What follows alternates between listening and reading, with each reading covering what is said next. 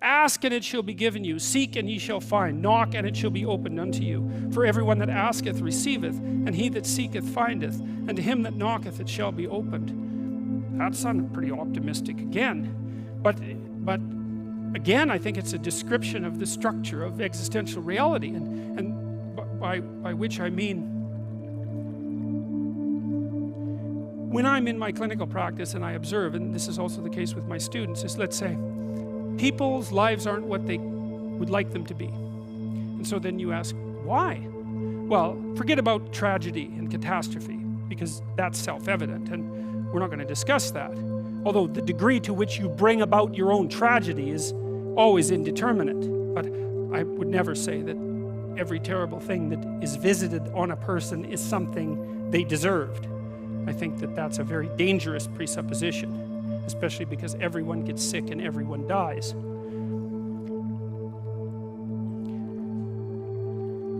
But one of the main reasons that people don't get what they want is because they don't actually figure out what it is.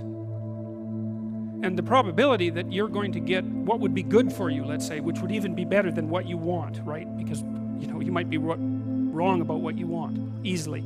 But maybe you could get what would really be good for you. Well, why don't you?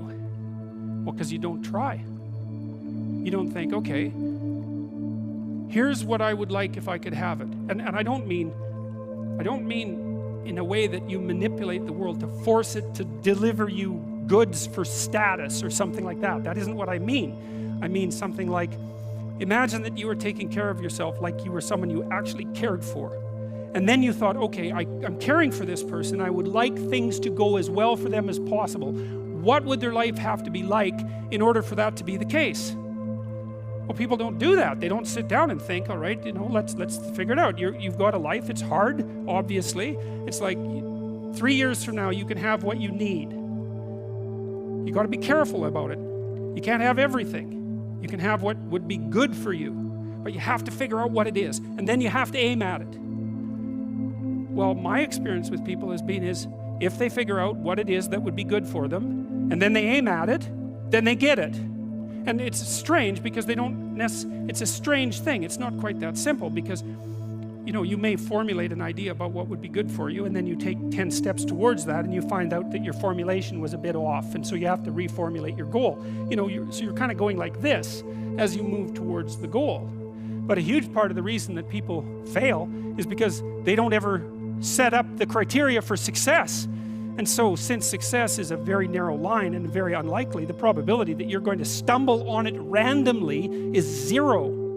And so there's a proposition here, and the proposition is, if you actually want something, you can have it.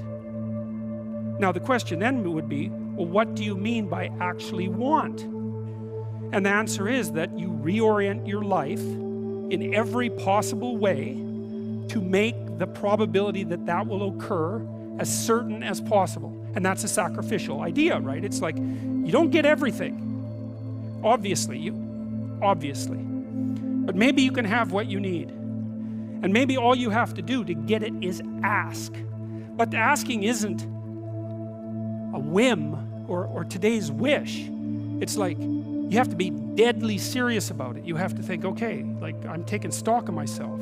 And if I was going to live properly in the world, and I was going to set myself up such that being would justify itself in my estimation, and I don't mean as a harsh judge, exactly what is it that I would aim at? Well, one of the things I've found is that, in test of this theory, let's say,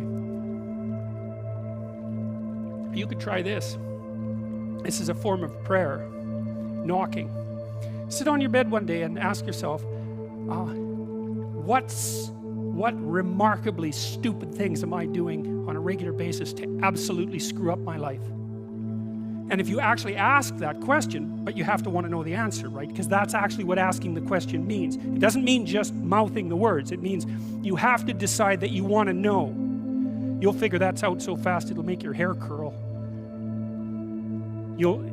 It's as if Jung thought about this. He thought that people had 2 poles of consciousness, and one was the individual consciousness that we each identify with, and the other was something he called the self. And the self is you might think about it as the divine within.